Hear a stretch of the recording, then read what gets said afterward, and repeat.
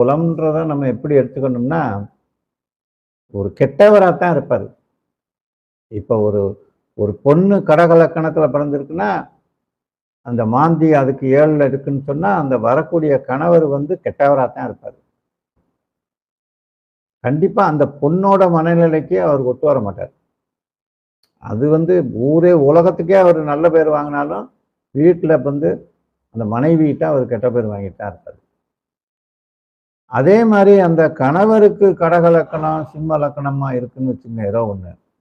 அவருக்கு 7ஆம் இடத்துல அந்த மாந்தி இருந்து, சனியோட சேர்ந்து இருக்குன்னு வச்சுக்கங்க. அப்படி அவர் லவ் மேரேஜோ அல்லது ஏதோ ஒரு அரேஞ்சுடு மேரேஜ் கூட பண்ணாலுமே, விருப்பமாத்தான் கல்யாணம் பண்ணுவாரு. ஆனா, கல்யாணத்துக்கு அப்புறம் தான் தெரியும், இந்த பெண் வந்து கெட்டவன்னு.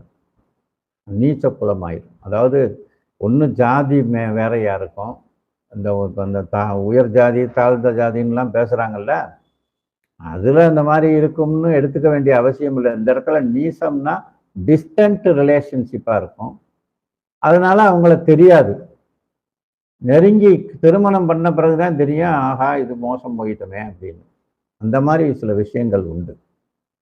அதே மாதிரி இந்த சனி, செவ்வாய், சூரியன், கேது, ராகு இந்த மாரி இருந்தாலோ, அல்லது இடு செவ்வாய் கதிர்கூடின்னு நான் சொன்ன மாரி அந்த பாடல் நிமித்தம் இருந்தாலோ, கேதுவோ இது மாந்தி கூடிருச்சுன்னா, கன்ஃபார்மா மாங்கல்ய தோஷம்னு சொல்லிடலாம்.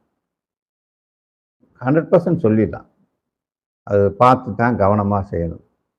மாங்கல்ய தோஷம்னா என்னன்னு முதல்ல தெரிஞ்சுக்கங்க. மாங்கல்ய தோஷம்ன்றது கணவனுடைய உயிருக்கோ, இப்ப அவர் ஆயுள் கெட்டி அப்படின்னா பிரிஞ்சு போயிருவாரு. இது இன்னொரு மாங்கல்யம் கட்ட வேண்டிய சூழ்நிலை வந்துரும். அத தார தோஷம்னு பிரிப்பாங்க. பெண்ணுக்கு தார மாங்கல்ய தோஷம் தான் அது. தார தோஷம்னு சொல்லலாம் அதுல. ஆணுக்கு மாங்கல்ய தோஷம்னு வராது. தார தோஷம் வரும். இந்த பொண்ணை வேணாம்னு சொல்லிட்டு டைவர்ஸ் பண்ணிட்டு இன்னொரு பொண்ணை கட்டினான்னா அது தார தோஷம். அதே மாதிரி ஒண்ணுக்கு மேற்பட்ட கல்யாணத்தை 10 கல்யாணத்தை பண்ணி ஊரை ஏமாத்திக்கிட்டு இருக்கான்னா அது ஸ்திரீ லோலன். அதுக்கு ஒரு ஜாதக அமைப்பு இருக்கு.